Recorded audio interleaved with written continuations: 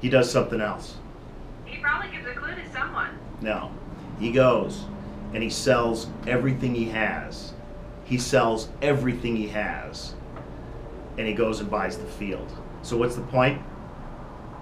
The point is the treasure didn't cost him nothing. The treasure cost him everything. The treasure cost him everything. People are looking for a treasure that costs them nothing. Even biblically speaking, the treasure costs us everything. And that's why people who have searched for this Dutchman gold or any other kind of gold, that's why they're looking for a treasure that costs them nothing. I don't buy it. I just don't buy it. I mean, it costs you something. And like I said, biblically speaking, it costs you everything. So that's the reality. And so sifting through the information, yeah, you have to sift through the information. There's a ton of information out there. There's more misinformation than there's real information. So there's the old thought, I guess, well, where there's smoke, there's fire. If there's that much rumor about it, there must be something real there.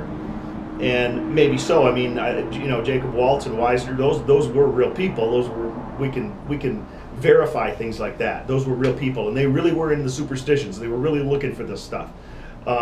So does it mean we can find it? Does it mean we're entitled to it? Well, I don't know. Or is it even still there? Yeah, I mean, but I think even if you look at Adolf Ruth or the other like characters in this story, this is a treasure hunt that absolutely consumes you. I think is what's so striking about the Lost Dutchman for me. And that's the kind of hunt that you're talking about, not a win the lottery. Oh, I'm going to go on a hike and see if I find this. No. Yeah, people think, because I've talked to people. I mean, I live out here, so I know. I talk to people. People will say, yeah, I think they have this concept that they can go up to the park, get out of their car, and take their Nalgene full of water and start hiking through the park, and they're going to walk along the trail, see some gold nugget like the size of a golf ball laying there, and all of a sudden all their troubles are over. That's not the way it works. People have died, and for me, it goes way beyond just the fact that there's gold or there isn't gold. Because for me, there's this incredible irony about the fact that people are even searching for gold in the first place. Because what good is gold? What good is it really? I mean, if you go back to the essence of why is somebody hunting this treasure, why is somebody hunting for gold, what's the point? Why are they doing it? What is gold good for? What is it good for? I mean, to trade it for other things that are worth the same amount as gold, right? Gold is really only good for jewelry. 50% of gold is made into jewelry. 40% of the remaining 100% is used for investments. Basically, that's the same thing as money. So 90% is used for jewelry or exchange, because it's a currency exchange for money, which is really a whole perceived thing. Okay, so the irony of all of this to me is, you think, well, you look, and then you distill this down to the Lost Dutchman. You say, okay, we're trying to figure out what's real and what isn't real with the Lost Dutchman. Well, what's real or what isn't real with gold itself? Gold itself is all just a perception. Gold in and of itself doesn't have any value. We put the value into the gold. That's the only reason people want it. We put that value into it. It doesn't intrinsically have any value. I was out this morning walking, I found this rock. So I thought, this is a pretty nice rock. And I thought, it's attractive. It's kind of translucent. So what value does it have? It doesn't have any value. It doesn't have any value. Because no one has ever placed any value on it. It's just gravel. Gold, like let's say for example, that if someone told you an ounce of gold is going to guarantee you 20 years additional life. If you have this ounce of gold, you will live 20 years beyond your normal lifespan. Okay? Or this gold will prevent you from ever contracting cancer. If you have gold, if you have an ounce of gold, you are guaranteed to never get cancer. Then it would have some value. Then it has value that we can place on something that we understand. But the thing is, gold, the value that gold has is not real. It's just perceived. We've created this value. We've manufactured this value that isn't really even real. So then you look at that and you think, So why are people dying for it? Why are people out there hunting for it and starving and dying of thirst out there and killing each other for it when it really doesn't even have any value? So I go all the way back to that. I go all the way back to thinking, the pursuit of treasure in general. And I question the validity of that. I question the morality, I guess, of it. Yeah. So I'm guessing that's not why you're looking for the Lost Dutchman. It sounds like if that's what the gold is, then you're just really trying to figure out what's the story here. For me, information is more valuable than what you would find. It would be about putting the pieces together more than. Yeah. For me, it's truth. It's not quest for treasure as much as it is quest for truth, because I do believe that there are things that are true. There are definitely things that are true. There are definitely things that we can verify. These are true events, but there enters a whole other frustrating turn of the screw, because you can even prove to someone that something is real or not real, and it won't matter. And they'll even tell you, I don't care if you prove it to me. I'm still going to believe it. If I could prove to you that there is no gold there, if I could prove it to you, doesn't matter. I'm still going to search for it. I'm still going to go for it. Okay, So then the quest continues. It's a quest, and it's not just, like I said, it's not just that. The misconception about, I guess if you want to call it treasure hunting, I don't really call it treasure hunting, but if you want to call it treasure hunting, the misconception is, like I started out with, that people are thinking a treasure hunter is somebody who's looking for a quick, easy solution to the hedonistic lifestyle. That's what he's looking for, and some probably are. Okay, so that's why treasure hunting, I think, is kind of the what's his name, Indiana Jones mentality, where I'm gonna come across something amazing that's worth, everybody on the planet wants this thing. Treasure hunting in reality is more like the man who finds it in the field, and he has to bury it again. He has to go and sell everything he has if he wants that treasure. You don't get it without giving up something.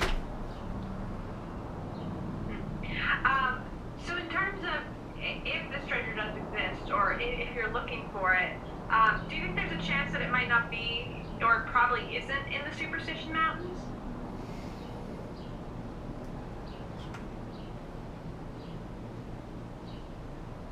Assuming that it does exist in some form or fashion. Well, Jacob Waltz got his gold from someplace. He had gold, and he got it from someplace, and he was definitely in the superstitions. So, and when he was around Florence, and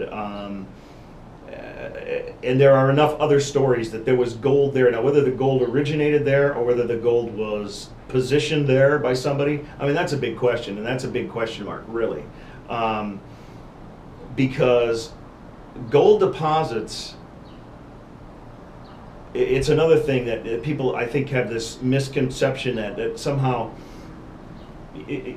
gold fairies at some point in the past went and sprinkled gold dust on the planet in different locations, and it's like our goal to just kind of go around and scour and see where we can kind of scoop it up. But there are reasons that gold is found where it's found. There's a reason that 50% of the gold ever mined comes from South Africa by Johannesburg. It's because of, well, I'll tell you what, there's a reason that it's there. And I guess to get to that, do you know what happened do you remember last year, February 15th of 2013, do you remember something that happened? No, I don't. Does that date seem familiar? That's February when, 13th? Yeah. February 15th of last year, 2013. That was a meteor crashed in the Urals in Russia. Now, you could have told a lot of people prior to that meteors are going to crash, meteors are going to cause this and that kind of a thing, and people were like scoffing. Meteors. Meteors. I've never seen a meteor. I've never heard of a meteor crashing. People talk about maybe millions or billions of years ago some meteors crashed and did this. Well, the reality is, Johannesburg, there was a meteorite that crashed that caused the disruption in the Earth's surface, which caused that gold, which was buried deep, to get disrupted and come closer to the surface. So that's why it's found there. So there are reasons that deposits of gold are found in certain locations.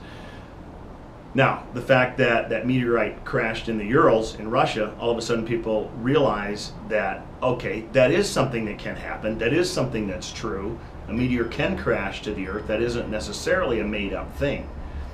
So, that being the case then, is it possible that something like that could have happened in the location we're talking about, which is the Superstition Mountains? Yeah, it is. It's possible. It's possible. Gold isn't formed. Gold is a naturally occurring element. It doesn't come about as the result of some transaction of other chemicals in the Earth. It's a naturally occurring element. Its atomic number is 79, and it's one of the group. It's one of the group 11 elements. So it's a naturally occurring element. So it's in the Earth already. But how does it get to the surface where we can get it up there? Well, in the example of South Africa, it's because of the meteorite. So then, you know, you can't verify that. Did a meteor hit in the Superstitions or not? I don't know. I don't know. Yeah, I read something recently that they're discovering that there are gold ore deposits in many locations that have had earthquakes. It's a similar phenomenon where the pressure in the tectonic plates can then lead to the formation of gold ore. Yeah. Right. So there has to be something like that. There has to be an event, basically a cataclysmic event that causes that to happen. Which could be the case. All of the other signs don't point to that particular location being rich for a gold deposit, but the reality is gold was mined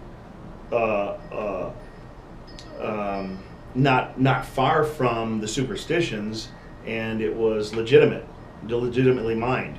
So yeah, there could be gold deposits there, and there's enough interest, and there's enough history, and enough people pursued that area to make you think that there is or was something there. Yeah. Well, this is all really great information. I think what else I have. So in terms of your process, you do the research and then you guys set out. What does that look like? Where are you going? How do you get there? In general, I'm guessing this is sort of off of the main trails, or? Yeah, I mean, the problem with the Superstitions now is it's pretty well governed. So to do it legally, you got to pretty much stick to, you know, where you're supposed to be and that kind of thing. There are some areas you can get to that are, I mean, the fact that we live here and we kind of know those areas, we have familiarity with where we can get to and where, you know, where there's access that the typical tourist driving here from Chicago may not, you know, find. But there is that. So we're going out next week again. We'll go out Tuesday. And I mean, this isn't the only thing. I mean, we look for other stuff too. We go up on South Mountain. There's mines up on South Mountain. So it's not just the Lost Dutchman and the Superstitions. Yeah. There are some other places. There's a lot of other, not only other places for gold, but other places for other stuff.